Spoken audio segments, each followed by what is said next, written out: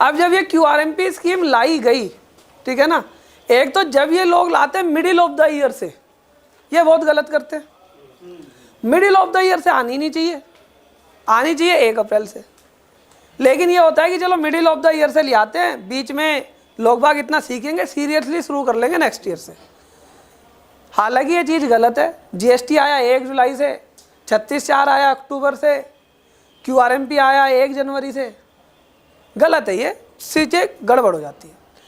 अब अपने को क्या करना है QRMP आने पे, हमारा मेन कंसर्न है हमें क्या करना है। हमें यह नहीं देखना कि QRMP गलत है या सही, हमें इसका विरोध नहीं करना, हमें तो QRMP को समझना है। अब QRMP से काम करने का जो आपका तरीका है वो होगा चेंज। काम करने का तरीका कैसे चेंज होना है, क्लाइंट्स जो भी आपके हैं सबकी लिस्ट आपने बना रखी होगी, उसमें आप ये चिन्हित कर लें पहले कि फीस किसकी कितनी आती है। अगर जो व्यक्ति तुम्हें मंथली फीस दे रहा है, जो व्यक्ति मंथली फीस दे रहा है, तो उसे तो बेशक चाहे आप QRMP में ना रखें, लेकिन जो फीस ही तुम्हें क्वार्टरली दे रहा है तो उसके लिए टेंशन ना ले। टेंशन मतलब कि 6 ड्यू डेट्स का ध्यान ना रखें। भाई 3 तो हो गई GSTR1 की अगर उसने मंथली कर रहे हो, और 3 हो गई 3B की। 6 की जगह आप ध्यान रखें सिर्फ कितनी ड्यू डेट्स का, 2 का। रही बात IFF तो करना ही पड़ेगा भैया। क्यों करना है IFF? क्लाइंट बिल दे के जाता है, आता है, बिल दे के जाता है, मत मांगो बिल। अब से पहले आप डेटा क्यों मांगते हो? क्लाइंट से आप डेटा मांगते हो ना, लेकिन क्या ये आपकी जिम्मेदारी है डेटा मांगना? ये क्या आपकी जिम्मेदारी है डेटा मांगना? आपके पास 50, 60, 100 क्लाइंट है, 100 लोगों को कॉल करोगे, मेल करोगे, व्हाट्सएप करोगे, लेकिन उनके पास तो पता ही है ना कि हर महीने इस तारीख को डेटा देना है। लेकिन फिर भी आप कई बार फ़ोन करते होंगे, व्हाट्सएप करते होंगे कि अपना डेटा लेकर आ जाओ, आपकी रिटर्न पेंडिंग है। क्यों करते हो ऐसा? आप बताओ सर, करते हो या नहीं करते? पहले बताओ। करते हैं ना? क्यों करते हो आप ऐसा, बताओ। आप इसलिए ऐसा करते हो कि या तो ये टाइम से डेटा लिया है तो इसकी लेट फीस ना लगे। लेकिन आप ध्यान रखना, जिस क्लाइंटों पे तुमने 2-4 बार लेट फीस लगवा दी ना, या तो वो ठीक हो जाता है या दूसरे पे चला जाता है, फिर दूसरे के पास जाके ठीक हो जाता है।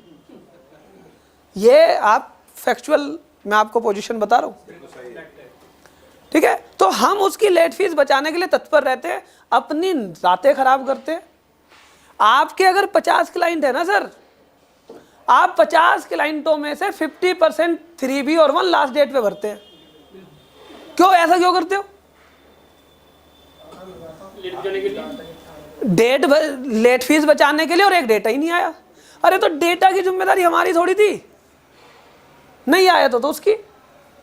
भाई उसे बोलना है कि भाई मैं 50 लोगों का काम नहीं कर सकता ना एक साथ। आप कभी किसी सैलून पे जाते होंगे तो आपने देखा होगा, अगर आप संडे को चले गए किसी सैलून पे और भीड़ लगी हुई है, तो वो आपको बिठाएगा, कहेगा गुप्ता जी बैठो, इधर उधर करा और 5 मिनट में उठा दिया, क्योंकि अगला भी इंतजार कर रहा है। अगर आप मंगलवार को चले जाओ, बृहस्पतिवार को चले जाओ, शनिवार को चले जाओ, मैं जनरली जाता हूँ, ठीक है, इन दिन, तो वो बिठाएगा अच्छे से पूरा तसल्ली से, क्योंकि कोई और है ही नहीं। तो अगर क्लाइंट टाइम पर आ रहा है तो उसमें उसका भी फायदा है, क्योंकि भीड़ नहीं है वहां पे उस टाइम पे। तो अब यहां पर अपने माइंड से ये डेट्स हटा दो, 6 पे नहीं करना। कितने पे करना है? 2 पे। मैं हर किसी को बोलूंगा QRMP जाओ एज ए प्रोफेशनल। तो प्रोफेशनल के हिसाब से 11 तारीख को आप IFF कर सकते हो, 12 को कर सकते हो, 13 को कर सकते हो, क्या 14 को कर सकते हो? वो 14 को ऑप्शन ही नहीं दिया। तो भाई अगर क्लाइंट ने मुझे बिल दिया 14 को, भाई मैं तो कर ही नहीं सकता, ठीक है? अब कब आइयो? अगली बार आइए। तो यहां पर मैंने क्या करा, अपने काम को डिवाइड करा। अपने हर क्लाइंटों को बोलो कि हम तुम्हारा सबका QRMP ही करेंगे, जिस पर QRMP एप्लीकेबल है। लेकिन अगर आपको लगता है कोई क्लाइंट एक्सपोर्ट का बिल है, उसके रिफंड में इशू आ सकता है, दिक्कत आ सकती है, ठीक है, तो उसका मंथली करो और वो आपको मंथली दे रहा होगा, ठीक है जी। पहला तो ये कंसर्न आप एक जर्नल क्वेश्चन हर व्यक्ति में से पूछता है, QRMP ले या ना ले। मैं कह दूंगा QRMP सर के केस में अलग हो सकता है, मेरा ऑप्शन सर के केस में अलग हो सकता है। अब सर डेटा ही नहीं देते मुझे, सर डेटा ही नहीं देते, इनका नॉर्मल ले लूंगा तो और फंस जाऊंगा। 6 बार लेट फीस, और अगर QRMP लूंगा तो दिया, नहीं दिया तो कोई नहीं। तो ये वाला तो क्वेश्चन क्लियर है, इसमें तो कोई डाउट नहीं है। अब जब आपने ले लिया QRMP, तो अब QRMP की बहुत अच्छी बात है कि ये ना एक टाइम के बाद ख़त्म हो जाता है, इसके बाद तुम कुछ कर ही नहीं सकते। जैसे 31 जनवरी को ख़त्म हो गया कि जनवरी फरवरी मार्च के बाद अब कुछ नहीं है, अब अगली बार में आना। अच्छा, कितने लोग ऐसे जिन्होंने अप्रैल मई जून का भी चेंज कर दिया, ठीक कर दिया। हाँ, तो आप क्या करना, एक चीज़ और कि जो अभी है वो तो ठीक है, और अगर किसी का जो चेंज करना है तो उसे अभी कर देना, इंतजार मत करना 30 अप्रैल तक का। कई लोग करेंगे 30 अप्रैल तक का, लास्ट डे तक का इंतजार। हाँ, लास्ट डे तक का करते हैं ना सर, लास्ट डे तक का करते हैं कि कर लो, ठीक है। लास्ट डे पे इंतजार मत करो, अभी वो उसका ऑप्शन तो क्लियर है ना कि QRMP और वो, तो 30 अप्रैल से पहले उसका कर दो।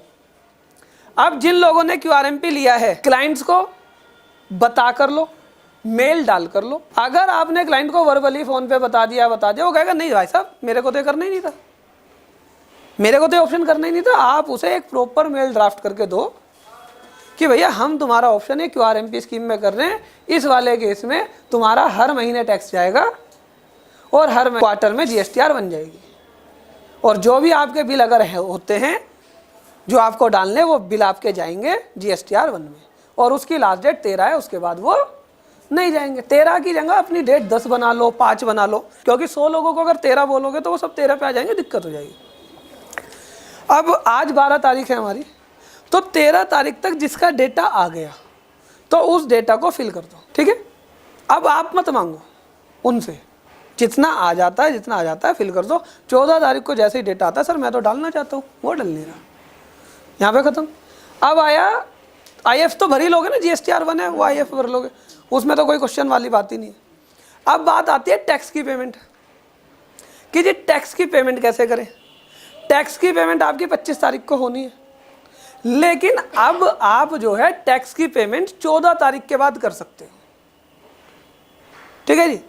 14 तारीख के बाद आप टैक्स की पेमेंट कर सकते हो। जैसे ही 14 तारीख हो जाए, अब कोई बिल आए उसके ना आए, ठीक है, आपको तो मैटर नहीं। अगर उसके 13 तारीख तक IIF के हिसाब से बिल आ गई, सेल आ गई 1 लाख रुपए की, और 2B डाउनलोड कर लो 14 तारीख का, जितना ITC आया उससे नेट ऑफ करके देख लो क्या लायबिलिटी है, और जो लायबिलिटी बनती है, ठीक है ना।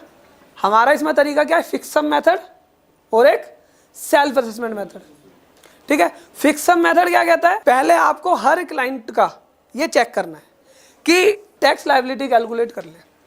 अब इसमें हर केस में अलग आंसर होगा। अब मैंने 14 फरवरी को बैठ के कैलकुलेट करी जनवरी की लायबिलिटी। सर जनवरी में मैंने देखा कि मेरे पास आउटपुट लायबिलिटी है 1 लाख रुपए, है जी, आउटपुट लायबिलिटी है 1 लाख रुपए, और इनपुट है मेरे पास 80,000। मुझे नेट ऑफ कितना जमा करना है, 20,000, नेट ऑफ 20,000 जमा करना है।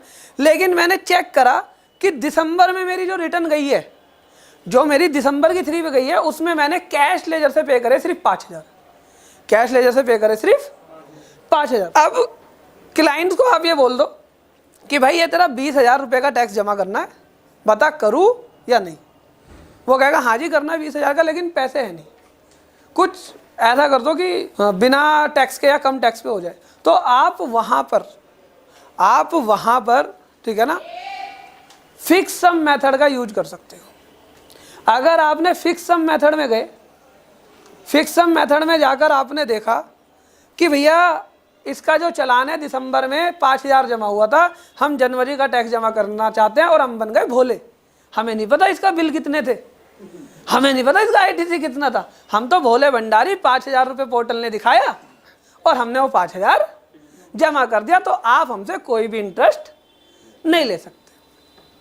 उसमें आपकी टेंशन ये खत्म हो जाएगी कि 2B में ITC आया नहीं आया। तो सबको किस में लेके चले जाओ, फिक्स सम में। किस में ले जाओ, फिक्स सम में, कि भाई जो तुम्हारे पोर्टल ने दिखाया हमने वो टैक्स जमा कर दिया, तो हमारी तो कोई जिम्मेदारी है नहीं। तो सबका चालान फिक्स सम मेथड में जाके बना दो। अब लेकिन अगर कोई व्यक्ति कहता है कि भैया फिक्स सम में नहीं जाएंगे, पैसे नहीं है, चाहे हमने पिछली बार कैश में जमा करा चाहे कैसे भी, फिक्स सम में नहीं जाएंगे, ठीक है, तो फिर उससे कहो कि अपनी वर्किंग लिया, और हम तो जो तुम्हें ITC देंगे वो 2B के बेसिस पर देंगे। किस पे देंगे, टू बी और जितनी वो सेल लेकर आता है उसकी एक एक्सेल में वर्किंग बना लो, ठीक है, और उसका जो टैक्स है जो आपने QRMP में पोर्टल पर जाकर सेल्फ असेसमेंट बेस में जाकर पे कर देना। अब यहाँ पर कई लोग गलती क्या करेंगे, वो टैक्स ही गलत जमा कर देंगे। अभी भी बता रहा हूँ QRMP में सारे सवालों का जवाब नहीं दे पाऊंगा मैं, 2-4 क्वेश्चन ऐसे जो अभी अनआंसर रहेंगे, ठीक है, वो बताता हूँ क्या। जब आप यहाँ पर पेमेंट में जाओगे तो यहाँ पर ये कोशिश ये करते हैं कि हर व्यक्ति गलती करे पेमेंट में। अब यहाँ पर ये समझो कि नया ऑप्शन आने से पुराने ऑप्शन खत्म नहीं हुए। कोई व्यक्ति हो सकता है वो मंथली में हो, नॉर्मल स्कीम में हो, QRMP में ना हो, क्या पता किसी QRMP स्कीम वाले की कोई डिमांड हो, कोई DRC 0C से पे करना हो, तो अब जो भी वो व्यक्ति पेमेंट करेगा वो इस वाले में ना जाकर एनी अदर में जाएगा। किस में जाएगा? तो जितने भी आपके मंथली वाले हैं या जिस किसी की DRC 03 की पेमेंट करनी है तो वो एनी अदर पेमेंट में जाए, और एनी अदर पेमेंट का मतलब है जैसा पहले था वैसा। अब अगर जो व्यक्ति QRMP में है, अब कई लोग कहते हैं जी मैंने तो कुछ सिलेक्ट नहीं करा, मुझे तो पता ही नहीं है क्या, तो भैया पहले अपना ऑप्शन चेक कर लो आप QRMP में हो या नहीं हो। अगर आप QRMP में हो इसका मतलब 1 और 3B दोनों क्वार्टरली, टैक्स मंथली, यही QRMP है, ठीक है ना जी। तो अगर आप QRMP में हो तो इस वाले ऑप्शन पे जाना है।